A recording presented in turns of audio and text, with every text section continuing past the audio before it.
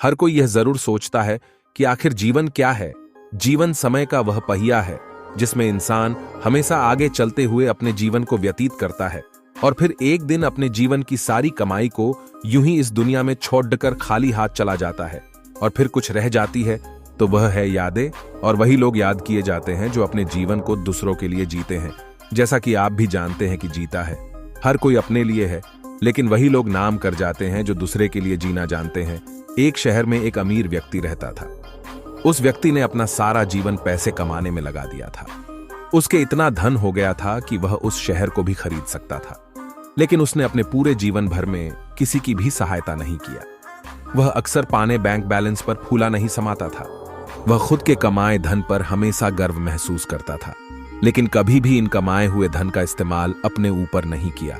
यहां तक कि उसने इन पैसों से कभी भी अपने मन मुताबिक कप डिडिडे भोजन या अन्य इच्छाओं पर खर्च नहीं किया। उसने सिर्फ अपने सारे जीवन पैसे कमाने में ही मस्त रहा और इस तरह वह पैसे कमाने में इतना मस्त हो गया था कि उसे पता ही नहीं चला कि वह बूढ़ा हो गया है और जीवन के आखिरी पेड़ेढाव पर आ गया है। और इस तरह एक रात उस व्यक्ति के जीवन का अंत निकट भी आ गया था और यमराज उसके प्राण लेने आ गए, जिसे देखकर वह व्यक्ति सहम गया। तब यमराज ने कहा, अब आपका जीवन का समय खत्म हो चुका है, अब मेरे साथ चलना होगा। जिसे सुनकर वह व्यक्ति सोचता रह गया और बोला, प्रभु, अभी तो मैंने अपना जीवन भी नहीं जिया है। मैं तो सिर्फ अपने काम करने में ही व्यस्त था। मुझे अपने धन दौलत का उपयोग करने के लिए कुछ समय चाहिए, जो कि इन संपत्ति को मैंने काफी वर्षों के मेहनत के बाद कमाया है। फिर यमराज ने कहा, नहीं, मैं तुम्हें और समय नहीं दे सकता हूं। जीवन का समय निश्चित है, जो कि बढ़ाया नहीं जा सकती है। फिर उस व्यक्ति ने कहा, प्रभु देखिए, मेरे पास इतना धन है, आप चाहो तो इस धन का आधा हिस्सा ले लीजिए, लेकिन मुझे जीवन जीने के लिए 1 वर्ष और दे दीजिए। इस पर यमराज ने कहा, यह कदापि संभव नहीं है। फिर वह व्यक्ति बोला, प्रभु, आप चाहो तो मेरे धन का 90% ले ले, लेकिन मुझे जीवन के लिए 1 महीने का समय दे दे। फिर यमराज का उत्तर ना में आया और फिर उस व्यक्ति ने कहा, प्रभु, आप चाहो तो मेरे सारे धन ले लीजिए, लेकिन मुझे सिर्फ 1 घंटे और दे दीजिए। इस पर यमराज ने कहा, आप अपने जीवन के कीमती समय को धन से कभी खरीद नहीं सकते हैं। एक बार जो वक्त चला जाता है उसे किसी भी धन से वापस दोबारा नहीं लाया जा सकता है। इस प्रकार उस व्यक्ति, जो कि अपने धन पर बड़ाढ़ा अभिमान था, आज वह सब व्यर्थ लगने लगा था और इस प्रकार पाने जीवन के बहुमूल्य समय को यूं ही धन कमाने में बिता दिया था।